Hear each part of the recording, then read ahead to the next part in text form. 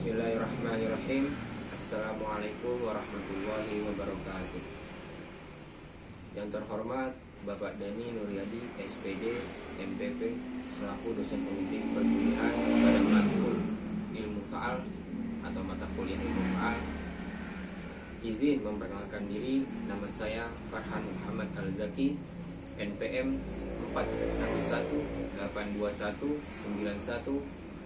411-821-91-240095. Program Studi Jasmani dan Rekreasi atau PJKR dari Fakultas Keguruan dan Ilmu Pendidikan atau biasa disebut FKIP. Di sini saya akan menjelaskan materi ergo sistema dan olah daya metabolisme energi. Materi ini menyajikan penjelasan paling mendalam mengenai sistem kerja tubuh manusia dalam aktivitas fisik dan mekanisme metabolisme energi. Dilengkapi dengan pembahasan ilmiah, contoh latihan, serta aplikasi praktis dan klinis untuk mendukung performa pada kesehatan. Yang pertama, judul dan pembuka. Selamat datang dalam materi ergo sistema dan olah daya atau metabolisme energi. Dalam sesi ini kita akan membahas secara mendalam bagaimana tubuh manusia bekerja sebagai mesin yang sangat kompleks untuk menghasilkan, mengatur, dan mengoptimalkan energi dalam aktivitas fisik. Pemahaman terhadap ergo sistema dan metabolisme energi sangat penting bagi siapapun yang ingin meningkatkan performa olahraga, kebugaran, atau bahkan kesehatan secara umum. Video ini dirancang untuk menjelaskan konsep-konsep fisiologis secara penting, secara sistematis, disertai contoh praktis yang aplikatif. Pengantar selanjutnya, pengantar ergo sistema. Ergo sistema berasal dari dua kata, ergo yang berarti kerja dan sistema yang berarti sistem. Ergo sistema ini merujuk pada sistem biologis dalam tubuh yang bekerja bersama dalam proses aktivitas fisik. Konsep ini mencangkup sistem saraf, sistem otot, sistem kardiovaskular, dan sistem pernapasan yang semuanya berperan penting dalam mengatur dan mengeksekusi gerakan. Misalnya, saat kita berlari, sistem saraf mengatur tubuh dan paru-paru, memastikan oksigen tetap tersedia. Semua sistem ini harus bekerja harmonis untuk mempertahankan performa dan mencegah kelelahan dini. Komponen utama ergo sistema. Yang pertama, sistem saraf. Sistem saraf bertugas mengontrol dan mengkoordinasikan seluruh gerakan tubuh melalui pengiriman sinyal listrik ke otot. Ini mencangkup sistem saraf pusat, otak dan sumsum tulang belakang, dan sistem saraf perifer. Yang kedua, sistem otot. Sistem otot merupakan eksekutor dari setiap perintah motorik. Terdiri dari otot rangka yang bertanggung jawab terhadap gerakan sadar. Kontraksi otot terjadi melalui proses elektrokimia yang kompleks. Yang ketiga, sistem kardiovaskular. Sistem kardiovaskular menyediakan darah yang kaya oksigen dan nutrisi ke otot yang aktif. Selama latihan, denyut jantung meningkat untuk memenuhi kebutuhan energi yang lebih besar. Yang keempat, sistem pernafasan. Sistem pernafasan memastikan ketersediaan oksigen untuk memetabolisme aerobik dan membantu mengeluarkan karbon dioksida sebagai produk limbah metabolisme. Keempat sistem ini tidak bisa berdiri sendiri dan harus bekerja dalam koordinasi tinggi. Selanjutnya, peran sistem saraf dan otot. Sistem saraf berfungsi sebagai pusat kontrol utama saat otak memutuskan melakukan gerakan. Sinyal dikirimkan melalui sumsum tulang belakang ke saraf motorik, kemudian ke serabut otot tertentu. Pada tingkat seluler, sinyal listrik mengubah keseimbangan ion di dalam otot, memicu pelepasan kalsium yang menyebabkan kontraksi otot melalui interaksi aktin dan miosin. Hubungan antara sistem saraf dan otot dikenal sebagai unit motorik. Semakin kompleks gerakan, semakin banyak unit motorik yang harus diaktifkan. Koordinasi dan kecepatan respon yang sangat penting dalam olahraga. Dan inilah sebabnya latihan dapat meningkatkan efisiensi sistem saraf dan kecepatan kontraksi otot. Selanjutnya, pengantar olah daya atau metabolisme energi. Olah daya atau metabolisme energi adalah proses biokimia di dalam tubuh yang menghasilkan energi aktivitas seluler, terutama kontraksi otot. Energi yang digunakan oleh tubuh disimpan dalam bentuk ATP atau adenosin trifosfat yang bisa dianggap sebagai mata uang energi tubuh. Setiap aktivitas, baik yang ringan setiap berjalan maupun berat seperti sprint, memerlukan ATP. Namun jumlah ATP di otot sangat terbatas dan hanya cukup untuk beberapa detik aktivitas. Karena itu, tubuh memiliki 3 sistem utama untuk memproduksi ATP secara berkelanjutan, yaitu sistem ATP-PC, glikolisis, anaerob, dan sistem aerob.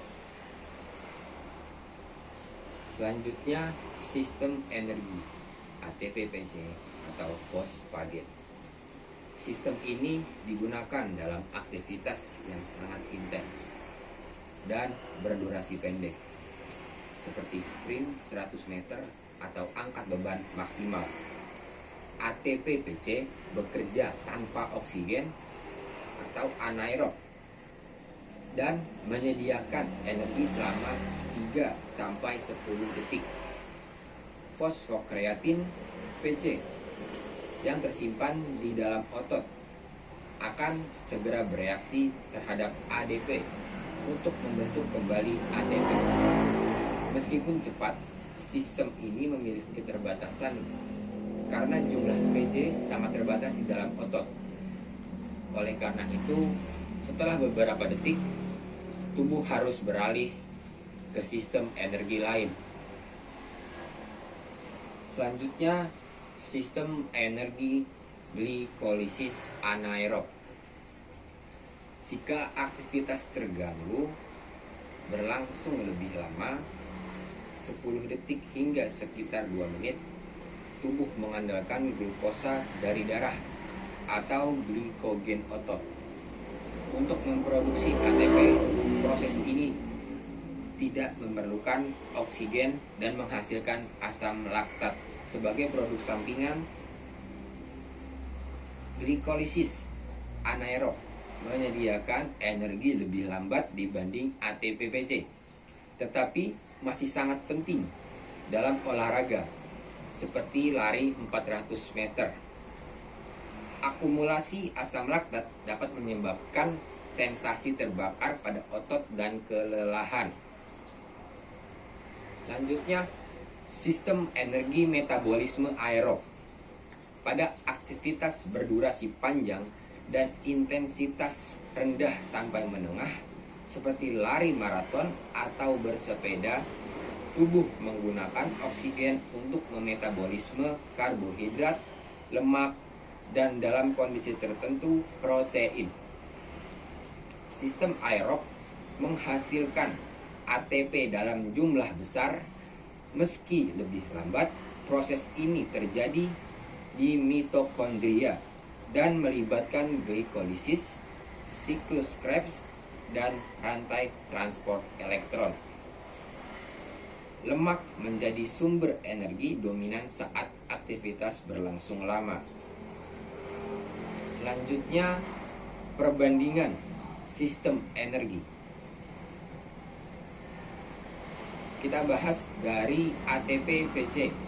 ATP-PC sangat cepat, tanpa oksigen, durasi sangat pendek, intensitas tinggi. Selanjutnya, perbandingan sistem energi dari glikolisis anaerob. Glikolisis anaerob cepat, tanpa oksigen, produksi asam laktat, durasi menengah. Selanjutnya, perbandingan sistem energi dari aerob. Lambat, butuh oksigen, efisiensi tinggi, durasi panjang. Dalam aktivitas nyata, kegiatan sistem bekerja bersamaan dengan dominasi berbeda tergantung intensitas dan durasi latihan. Misalnya, saat bermain sepak bola, pemain bisa berlari sprint, ATP-PC, jogging, aerob, dan berakselerasi, glikolisis anaerob, dan dalam satu pertandingan.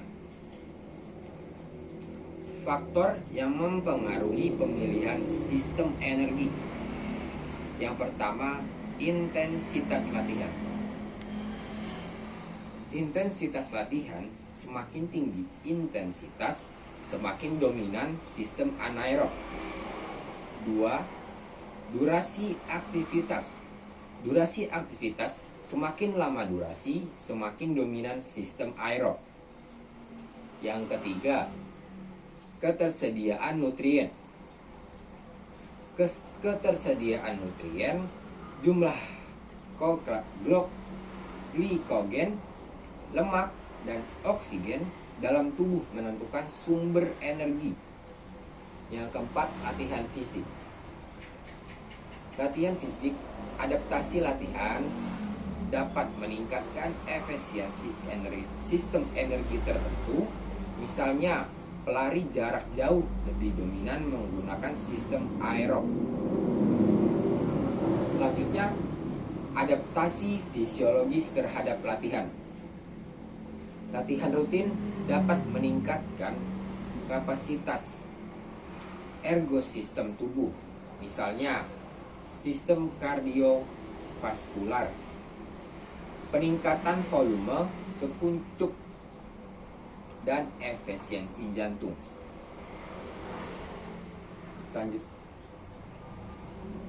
Setelah itu, sistem pernapasan. Sistem pernapasan, peningkatan kapasitas vital paru. Setelah itu, sistem otot. Sistem otot, peningkatan jumlah mitokondria dan enzim metabolisme. Selanjutnya, sistem saraf. Sistem saraf, peningkatan kecepatan dan akurasi sinyal motorik. Adaptasi ini membuat tubuh lebih hemat energi, lebih cepat pulih, dan lebih tahan terhadap kelelahan fisik. Kesimpulan dari ergosistema dan olah daya energi adalah konsep penting untuk memahami bagaimana tubuh menghasilkan dan mengatur energi saat beraktivitas fisik. Dengan memahami kerja sistem tubuh dan cara metabolisme energi berlangsung, kita dapat merancang latihan lebih efektif, meningkatkan performa, dan menjaga kesehatan secara optimal. Setiap sistem energi memiliki peran masing-masing yang saling melengkapi. Dengan latihan yang tepat, kita dapat mengoptimalkan efisiensi kerja sistem ini untuk mencapai performa terbaik. Hubungan antara ergosistema dan metabolisme energi. Ergosistema dan metabolisme energi adalah dua konsep yang tidak dapat dipisahkan. Selama aktivitas fisik, sistem tubuh ergosistema memerlukan suplai energi yang berkelanjutan untuk melakukan kerja mekanik atau pekerjaan fisik. Energi ini disediakan oleh sistem metabolisme tubuh melalui proses konversi nutrisi menjadi ATP. Ketika kebutuhan energi meningkat, tubuh harus secara efisien menyesuaikan respon dan sistem saraf. Dari sistem saraf, otot, kardiovaskular, dan pernapasan dengan sistem metabolik yang relevan, anaerobik atau aerobik. Sebagai contoh, latihan intensitas tinggi menyebabkan aktivitas stimulan sistem saraf dan glikosis anaerob. Pengaruh selanjutnya, pengaruh latihan terhadap sistem energi. Latihan rutin, khususnya latihan spesifik, dapat meningkatkan efisiensi dari sistem energi. Misalnya, latihan interval intensitas tinggi atau singkatannya disebut HIIT, meningkatkan kapasitas glikolosis anaerob dan toleransi terhadap asam laktat. Yang kedua, latihan daya atau endurance. Latihan daya tahan atau endurance meningkatkan kemampuan aerobik tubuh, termasuk peningkatan jumlah dan efisiensi mitokondria. Yang ketiga, latihan kekuatan atau bahasa latinnya resistensi training. Latihan kekuatan atau resistensi training meningkatkan kapasitas ATPPC dan rekrutmen unit motorik. Adaptasi fisiologis ini memungkinkan atlet untuk melakukan aktivitas lebih lama, lebih kuat, dan dengan pemulihan yang lebih cepat. Peran nutrisi dalam olahraga energi. Nutrisi memainkan peranan kunci dalam mendukung metabolisme energi. Karbohidrat adalah sumber energi utama dalam aktivitas intensitas tinggi karena dapat dengan cepat dimetabolisme dengan ATP, baik secara anaerob maupun aerob. Lemak menjadi sumber utama saat aktivitas berlangsung lama karena kandungan energinya yang tinggi.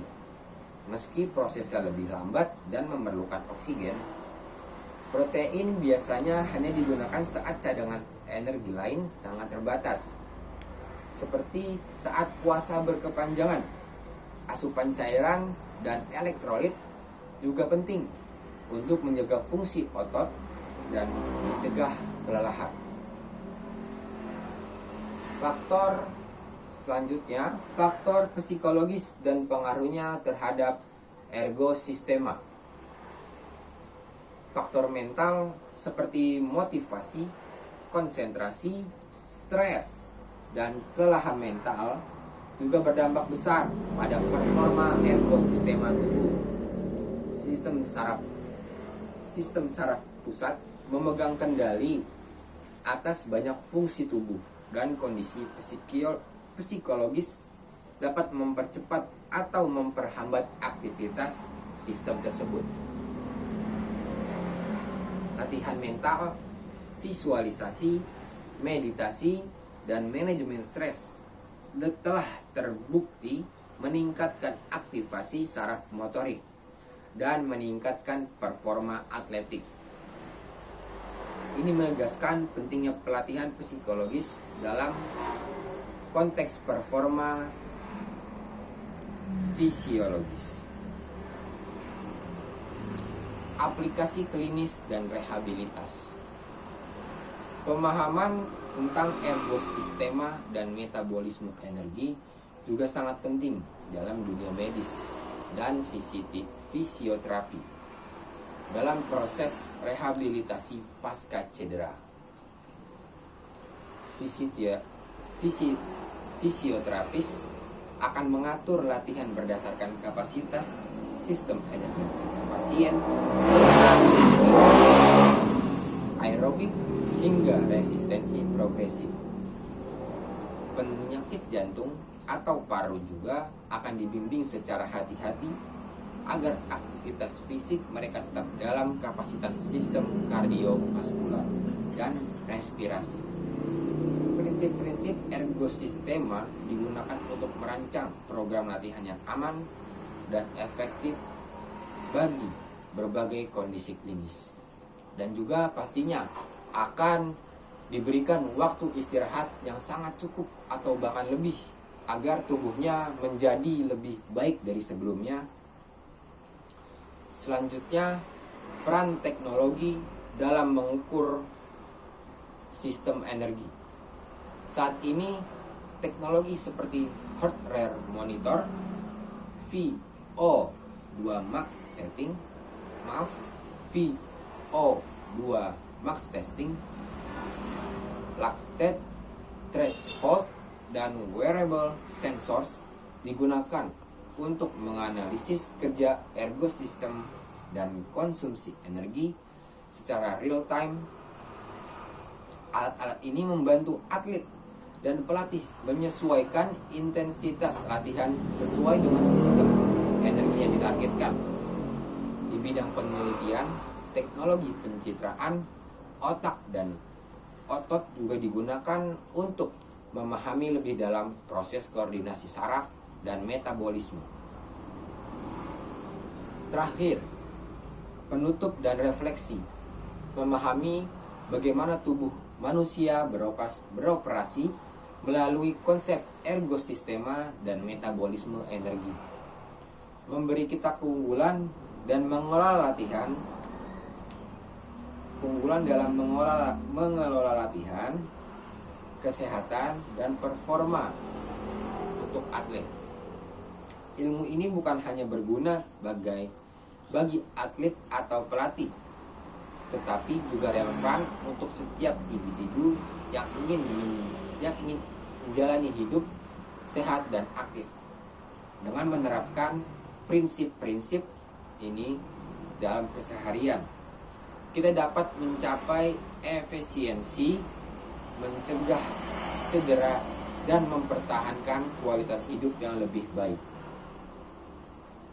Cukup sekian dari saya. Terima kasih telah memberi saya kesempatan untuk menjelaskan materi ini. Kurang lebihnya mohon maaf. Bila ada kesalahan tolong dimaafkan. Wabillahi taufiq wal hidayah. Wassalamualaikum warahmatullahi wabarakatuh.